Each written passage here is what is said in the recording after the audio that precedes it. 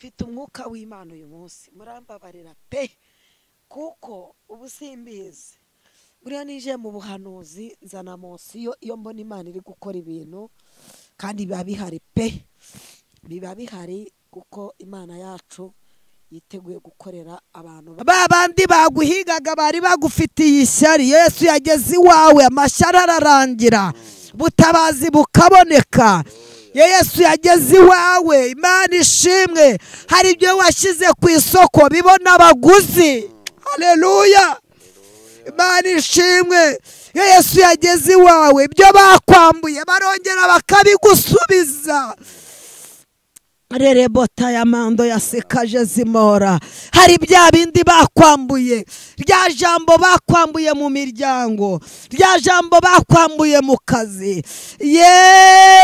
ariko Yesu arakubwiye ngo arabigushubije Rerebota ya mando yasikaje Nyiringabo Imana ari kukubwira ngo arabigushubije n'ubyakire Rerebota ya mando yasika Yesu yuriye indege ageze mu bihugu bitandukanye yewe wabuze ijambo Yesu arariguhaye mu gihugu uhagazemo Imana ishimwe cyane Rerebota ya mando yasikaje nambara zirarangiye urusaku rurarangiye mu matwi yawe Rerebota ya mando inzogera zakuvugiragaho zirarangiye uvuga ngo se mbaye uwande uvuga ngo se nzageza hehe ariko Yesu arakubwiye ngo ageze iwawe aje gusobanura ibidasobanutse ku buzima bwawe Rerebota yasirije zimora takaya mando yasika nakubwiye ngo Yesu iki gitondo yuriye indege ageze mu bihugu bitandukanye Rerebota ya mando zimora arakubwira ngo umaze iminsi ufite uburwayi butandukanye mu mubiri wawe Yesu aragukijije arakubwiye ngo ndi Imana ikiza kanseri ati ngeze mu mabere yawe ngukijije kanseri wa mubyeyi we Imana irakubwiye ngo ngeze mu mara yawe we babaza amara Rerebota ya mando Yesu ari kukubwira ati dore ndayagukijije atayasiri mando yasika arakubwira ngo mwana wanjye humura ntabwo ugipfuye nubwo bashatse yuko wapfa ariko Yesu arakubwiye ngo ntabwo ugipfuye Rerebota ya mando Yesu ageze mu bitaro by'abarwaye kanseri Rerebota ya mando mu bitaro bitandukanye mu gihugu cy'u Rwanda mu bihugu bitandukanye nahageze ndi Imana ikiza kanseri hari abo magurukije mu bitaro bari baryamyemo nje Uwiteka mbakijije kanseri Rerebota ya mando yasika ndi Imana ikiza sida zitandukanye hari sida z'abadayimoni Rerebota ya mando hari ikiza za karande Uwiteka arababwiye ati yemwe ati yemwe abiringiye Uwiteka ati ndahari ati naho nagiye ati nje kuzibakiza atabanyiringiye atabo ndazibakijije ati kandi abanshakana umwete atabo ndazibavuye ati kuko ninjye muganga w'abaganga Rerebota ya mando yasika ati ndi Uwiteka ati ndururutse ati kandi yemwe abafite karande zo mu miryango ati mbakuriyeho karande Rerebota yasiri ati nkuyeho karande mu bana banyu Imana ishimwe ati ndi Imana ikiza ibisazi ati nyijije ibisazi ati mbakuyeho imitwe itandukanye Rerebota ya mando ati urwara umutwe uko bwije nuko bukeye ati nufate mu ruhanga rwawe ati nufate ku mutwe wawe ati ndangije kugukiza ati nkukuriyeho ibisazi Rerebota ya mando yasikaje ati ndi Imana iruhura abarushye n'abaremerewe ati nje kubaka ingo zasenyutse Rerebota ya mando yasika ati nje kubaka ingo ati zasenyutse ati we bakumanikiye amatangazo, ati bayamanitse mu kazi ukoramo, atayo ndayamanuye. Rerebota ya siri, ati bamanitse amatangazo muri karitsiye utuyemo, ati dore ndayamanuye, ati mereye umunsi wa none, ati nkugiriye neza kandi ndagutabaye. Rerebota ya mando ya sika, ati nawe wa mugabo wataye urugo, ati nugarukiraho. Rerebota ya mando, ati kandi waramenye Imana warasenze, ati yewe, ati ndi Uwiteka ukugaruye. Rerebota ya mando ya sika jezi, ati ndi Imana iruhura abarushye, ati namwe abarushye n'abaremerewe ndabaruhuye, ati ndi Imana yambika, ati hari abo nambitse. Rerebota ya mando, ati hari abo ngaburiye, ati yemwe mwabashonje mwe, ati nanze ibiryo by'umugisha, ati kandi by'umumaro. Rerebota ya mando ya sika, ati hari abo nyenyuruje ndabakenyeje, ati nawe umaze igihe kinini usuzugurwa, ati dore nkushubije mu kazi, ati nawe wirukanywe mu kazi, ati niwongere ufata amadosiye, ati nongeye nkushubije mu kazi, ati kandi nkugiriye neza, ati ndagutabaye kuko ndi Uwiteka, ati nyamara ndakurengeye.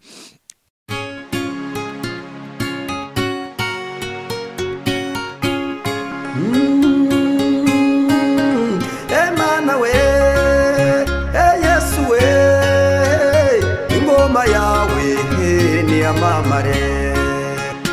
Reka tubasuhuze kandi tubifurize amahoro y'Imana, umugisha Imana itanga ubane namwe mwese abadukurikiye muri mu Rwanda n'abari hanze y'igihugu cy'u Rwanda, mwese nimugubwe neza kandi mugubwe neza cyane. Uyu munsi turashima Imana ku Imana yabanye natwe ndetse ikatugirira neza, bukaba bwakeye turi amahoro. Mwe bwakeye bute? Nizere ko namwe ari amahoro. Nkuko mubibona kuri kamera zacu, twagira umugisha wo kongera kubana na Solange mwakunze, kandi Solange umuhanuzi w'Imana. Uraho neza Solange? Muraho neza, murakomeye. Yego, turaho turashima. reka nguse kugira ngo ngire usuza abakunzi b'Imana Irahari TV. Ndabasuhuje mu izina rya Yesu, kandi mbifurije mbasabiye ikintu cyitwa umugisha kubw'urukundo banyereka. Ngiye barankunda pe, kandi nanjye ndabakunda, ariko mbasabiye umugisha. Umugisha ujye uba mu kazi bakora, umugisha ujye uturuka ku bana babo, kandi n'uw'Imana itaramuha nizeye ko izamumuha, kuko nicyo natwe tuba turahadusengera kugira ngo Imana ijye igera ku bantu bayo. Yego, reka ngusabe ubwo umaze kubasuhuza, reka rero ngusabe kugira ngo usenge Imana. Yego, Mana Data twese mwiza, uri Imana ifite imbaraga n'ubutware, uri Imana y'amahoro, uri Imana yo kwiringirwa, uri rubasha.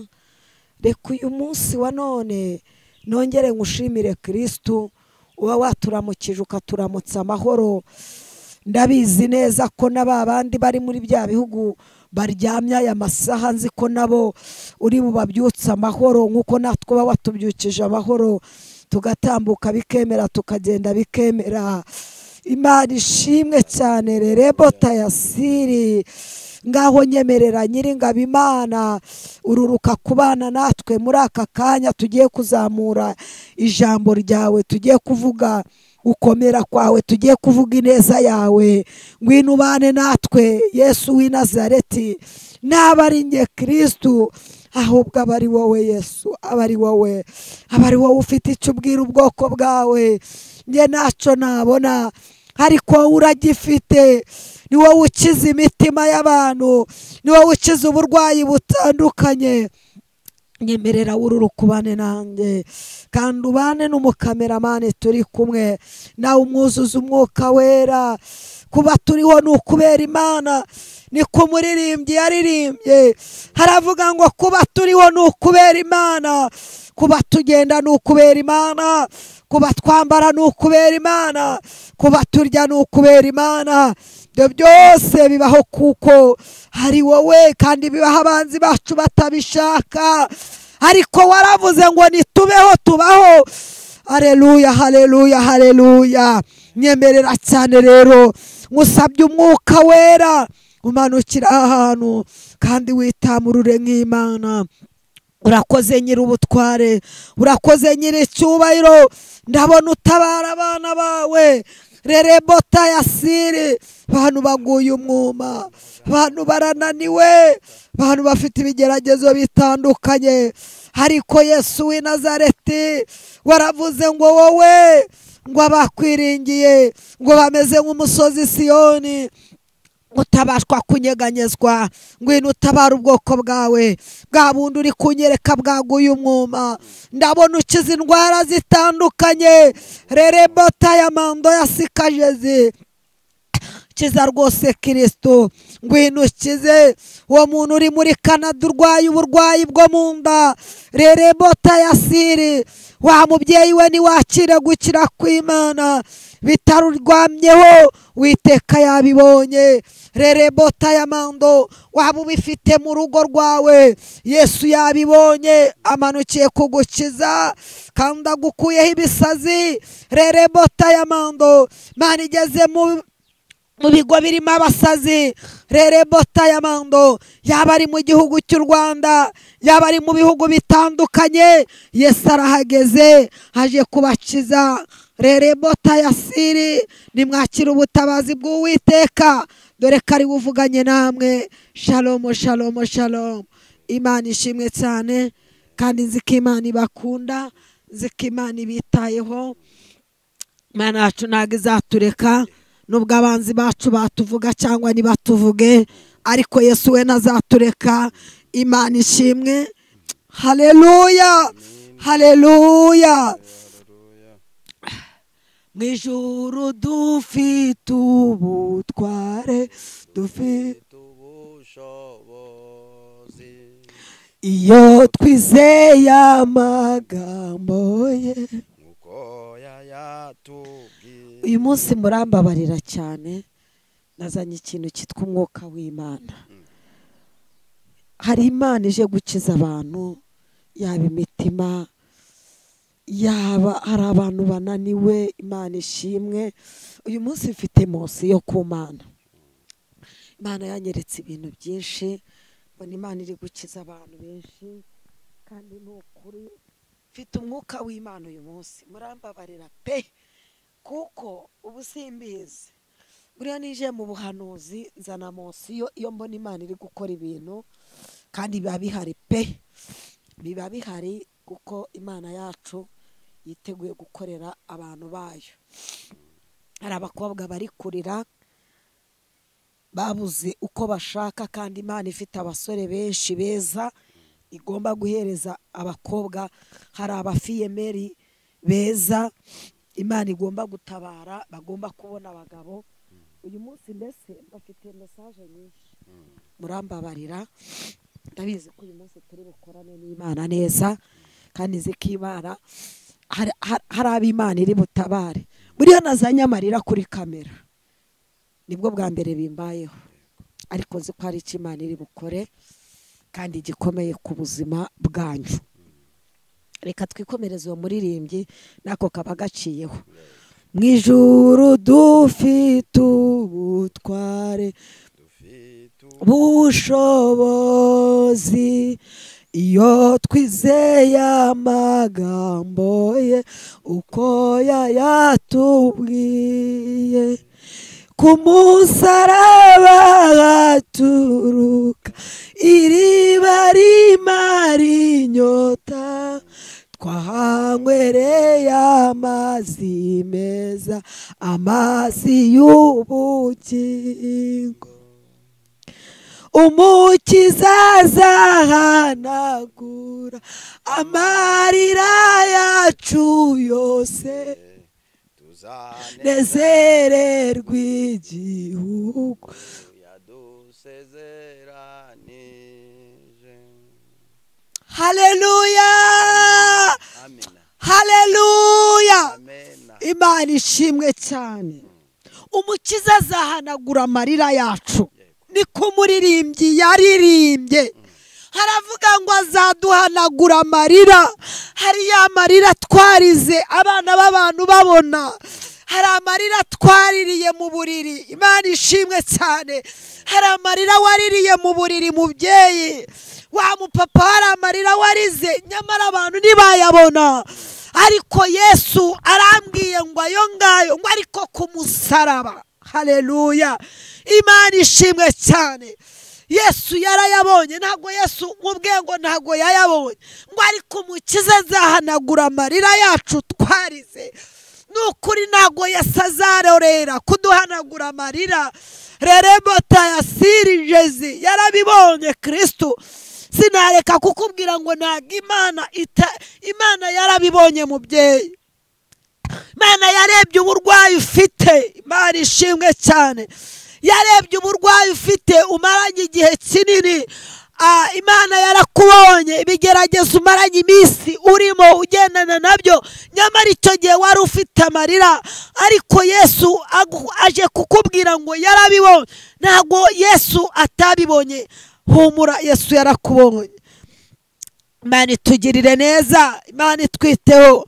Ngo ku musaraba haturuka iriba rimara inyota, twahanywereye amazi meza, amazi y'ubugingo. N'ahandi ni kuri Yesu, n'ahandi nta wundi ugomba kuduhoza uretse Yesu wenyine. Imana ishimwe cyane. Wowe uri i Burayi, wowe uri kunyumva, Rerebota yasiri, Imana ishimwe cyane.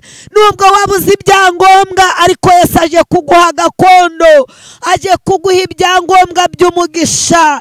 Nyamara yamarira warize Yesu yarayabonye, nyamara kagahinda wagize Yesu yarakabonye.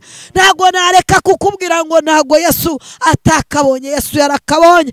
Niyo mpamvu yururutse ku buzima bwawe akakurengera kandi akagutabara. Imana itugirire neza. Reka dusome ijambo riri muri Luka, twumve icyo Uwiteka Nyiringabo Imana uyu munsi ari buvugane natwe, kandi nyamara hari ubutabazi bwayo. Hazika dusomere inshuti y'Imana. Yego reka nze. Yego. Nze turebe mu. Duhere ku murongo wa 5. Luka 19. Duhere ku murongo wa 5. Twumve icyo Uwiteka Nyiringabo Imana ari buvugane natwe uyu munsi, kandi nzi ko ari buvugane natwe iby'ubutwari. Yego. Usoma urangurura ijwi kugira ngo abadukurikiranye batwumve neza, bumve icyo Uwiteka ashaka. Yego.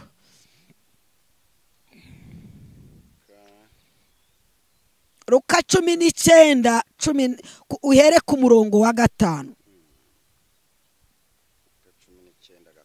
Yego. Yeah. Reka dusome mu izina rya Yesu Kristo. Yesu ahageze arararama. Ngo Yesu ahageze arararama. Aramubwira ati Zakayo ururuka. Aramubwira ati Zakayo ururuka. Imana ishimwe cyane. Yesu yarahageze. Yesu agere mu bucuruzi ufite uyu munsi, Yesu agere mu burwayi umaranye igihe kinini, Yesu agere mu bibazo umaranye igihe kinini. Imana ishimwe cyane. Yesu agere ku bushomeri ufite uyu munsi. Haleluya. Arangije aramubwira ngo Zakayo ururuka.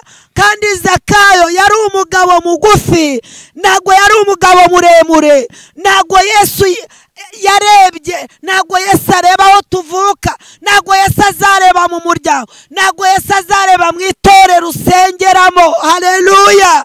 Imana ishimwe cyane. Yesu nakenera kugutabara, ntago ibyo byose azabirebaho. Imana ishimwe.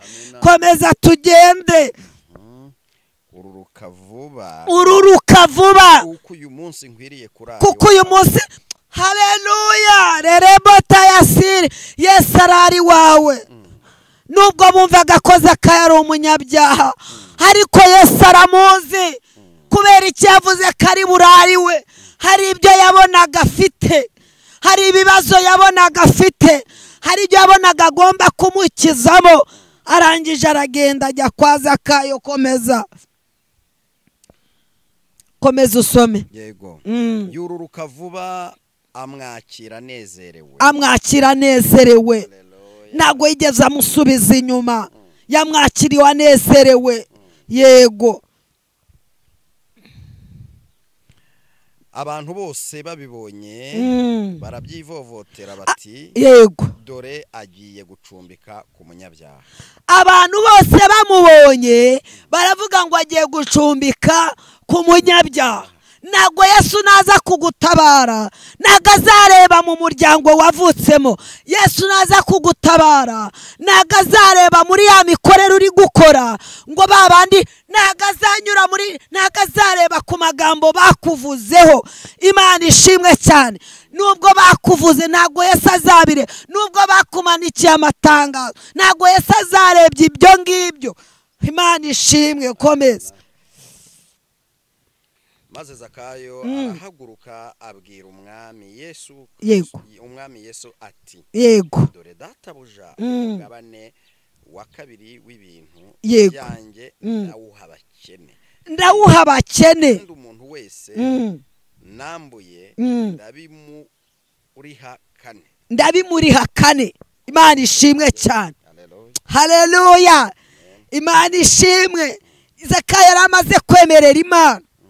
Zakayo ntacyo kubera nawe yumvaga ko Yesu atakwinjiriwe bitewe nuko yari ameze.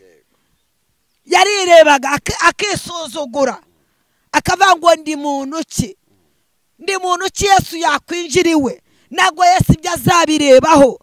ntabwo Yesu azareba ngo uri umukene. ntabwo Yesu azareba ngo nta butunzi ufite. ntabwo Yesu naza kukurengera. ntabwo azakureba ngo ese ngo ndi mugufi ngo cyangwa ndi muremure. ntabwo icyo Yesu akirebaho. haleluya. Imana ishimwe cyane. hari ibyo Yesu yari yarambuye abantu, hari ibyo abantu bakwambuye. Imana ishimwe. Imana ije kukugarurira uyu munsi wa none. hari inyenyeri zawe abanzi batwaye. Imana ije kukugarurira. Imana itugirire neza. ntabwo Imana izareba ngo ese ngo cyangwa ngura mugore ngo nuwo kwa runaka ngo se ngo ninde. hoya ntabwo icyo Imana izakirebaho nshuti yanjye. iyo Yesu yaje gutabara aba yaje. kandi wumve ko Yesu yageze iwawe. Yesu wageze kwa Zakayo ari umunyabyaha. abantu bavuga ngo kuki ngo agiye kwa, ntabwo Imana yitaye ku magambo y'abantu. Yesu naza kugutabara ntabwo azareba ku magambo y'abantu, ntabwo azareba ku matangazo bakumanikiye muri karitsiye utuyemo. Yesu naza kugutabara ntabwo azareba ngo mu kazi ngo bari kunyanga ngo kubera iki ngo ndisuzugurwa. hoya ntabwo icyo Yesu ari cyo azaza kurebaho. Yesu naza kugutabara ntabwo ibyo azabirebaho. wazaza gutabare kandi yarangije gutaha iwawe. Imana ishimwe cyane. Imana itugirire neza. komeza.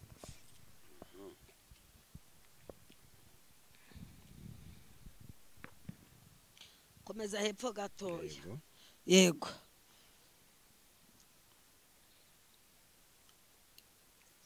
wari ugeze kandi nari ngeze ku 9. ku 9 nari ngeze ku 10. wari ugeze ku 10. yego. komeza. kandi umwana w'umuntu yazanywe no gushaka pardon Luka 19. Luka 19 ku murongo yego wa 10. wari ugeze ku murongo wa 10. yego. kandi yego Yesu aramubwira ati uyu munsi ni 9. Yesu aramubwira ati uyu munsi agakiza kaje muri iyi nzu. yego. kuko nawe uri umwana wa Aburahamu. haleluya. Imana ishimwe. kandi umwana w'umuntu yazanywe no gushaka no gukiza icyari cyarazimiye. mwakire neza ijambo ry'Imana.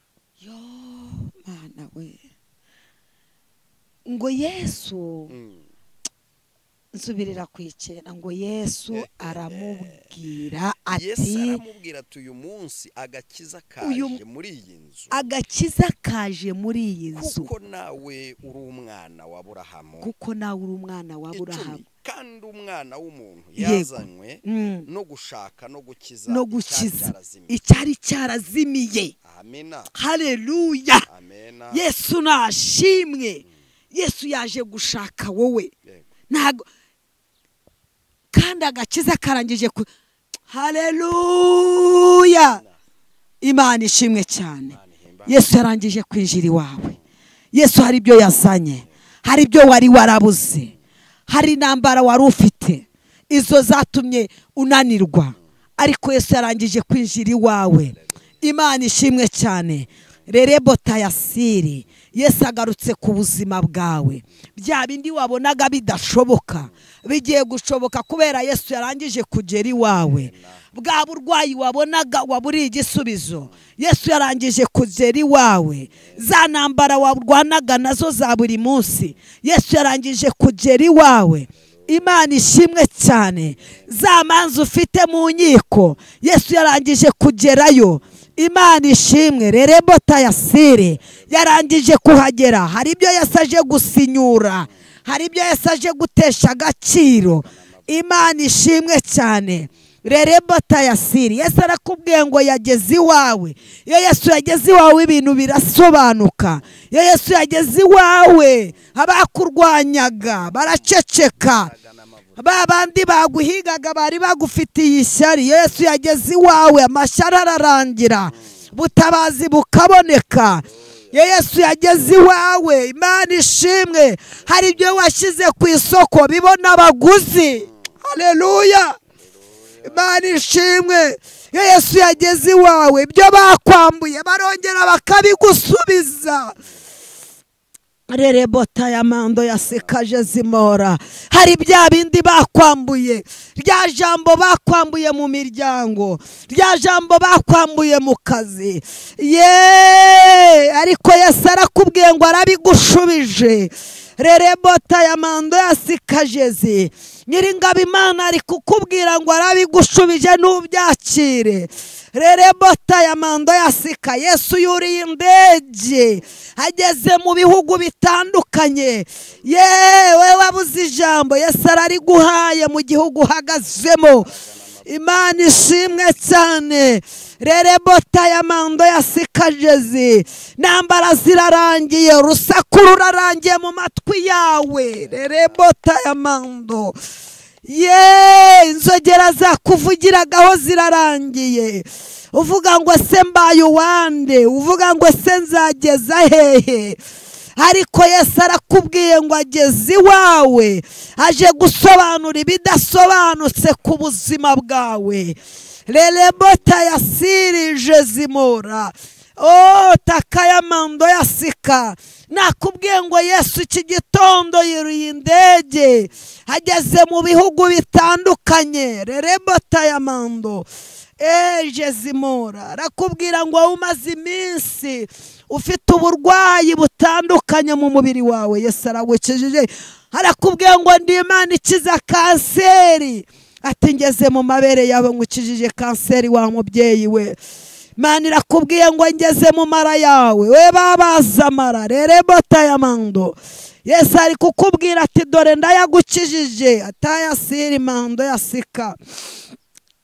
Arakubwira ngo mwana wanjye humura, ntabwo ugipfuye nubwo bashatse yuko wapfa, ariko Yesu arakubwiye ngo ntabwo ugipfuye. Rerebo tayamando.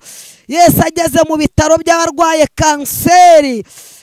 Rerebo tayamando. Mu bitaro bitandukanye mu gihugu cy'u Rwanda, mu bihugu bitandukanye nahageze. Ndi Imana ikiza kanseri. Hari abo magurukije mu bitaro bari baryamyemo, njye Uwiteka mbakijije kanseri. Rerebo tayamando yasika jezi. Ndi Imana ikiza sida zitandukanye. Hari sida z'abadayimoni. Rerebo tayamando. Hari ikiza za karande. Uwiteka arababwiye ati yemwe, ati yemwe abiringiye Uwiteka, ati ndahari, ati naho nagiye, ati nje kuzibakiza, atabanyiringiye, atabo ndazibakijije, ati kandi abanshakana umwete, atabo ndazibavuye, ati kuko ninjye muganga w'abaganga. Rerebo tayamando yasika. Ati ndi Uwiteka, ati ndururutse, ati kandi yemwe abafite karande zo mu miryango, ati mbakuriyeho karande. Rerebo tayasiri. Ati nkuyeho karande mu bana banyu. Imana ishimwe. Ati ndi Imana ikiza ibisazi. ati nyijije ibisazi, ati mbakuyeho imitwe itandukanye, rerebota ya mando, ati wowe urwara umutwe uko bwije n'uko bukeye, ati nufate mu ruhanga rwawe, ati nufate ku mutwe wawe, ati ndangije kugukiza, ati nkukuriyeho ibisazi, rerebota ya mando yasikajezi, ati ndi Imana iruhura abarushye n'abaremerewe, ati nje kubaka ingo zasenyutse, rerebota ya mando yasika, ati nje kubaka ingo ati zasenyutse, ati we bakumanikiye amatangazo, ati bayamanitse mu kazi ukoramo, ati ayo ndayamanuye, rerebota ya siri, ati bamanitse amatangazo muri karitsiye utuyemo, ati dore ndayamanuye, ati mbereye umunsi wa none, ati nkugiriye neza kandi ndagutabaye, rerebota ya mando yasika, ati nawe wa mugabo wataye urugo, ati nugarukiraho, rerebota ya mando, ati kandi waramenye Imana warasenze, ati yewe, ati ndi Uwiteka ukugaruye, rerebota ya mando yasikajezi, ati ndi Imana iruhura abarushye, ati namwe abarushye n'abaremerewe ndabaruhuye, ati ndi Imana yambika, ati hari abo nambitse, rerebota ya mando, ati hari abo ngaburiye, ati yemwe mwabashonje mwe, ati nanze ibiryo by'umugisha, ati kandi by'umumaro, rerebota ya mando yasika, ati hari abo nyenyuruje ndabakenyeje, ati nawe umaze igihe kinini usuzugurwa, ati dore nkushubije mu kazi, ati nawe wirukanywe mu kazi, ati niwongere ufata amadosiye, ati nongeye nkushubije mu kazi, ati kandi nkugiriye neza, ati ndagutabaye kuko ndi Uwiteka, ati nyamara ndakurengeye. Iteka aravugana namwe, ati nimwakira amahoro yanjye, ati kuko nanze amahoro mu mitima yanyu. Shalom shalom, ati kandi ndi Uwiteka wavuganaga namwe ayo magambo. Amen amen.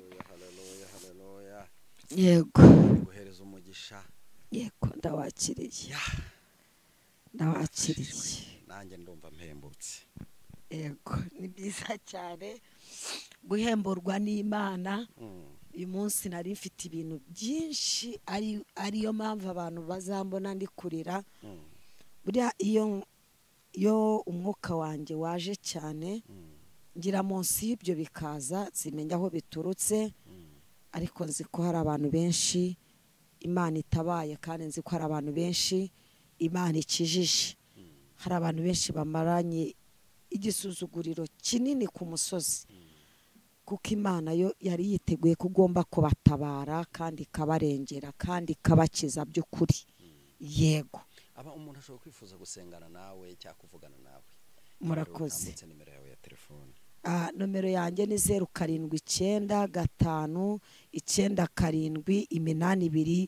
0795878207. Iyo nomero wayimboneraho kuri WhatsApp, yaba guhamagara nta kibazo pe, ndahari. Mwakoze cyane bakunzi bacu kubana natwe. Uyu ni umukozi w'Imana, tuzakomeza kubana nawe. Uretse ko hari igihe tumubura kubera gahunda nyinshi z'amasengesho, murumva ko nijwi none asigaye afite ijwi nk'iry'abagabo. Ijwi ryanjye ryarahindutse. Imana ibaho umugisha kubwo kudushyigikira. Murakoze.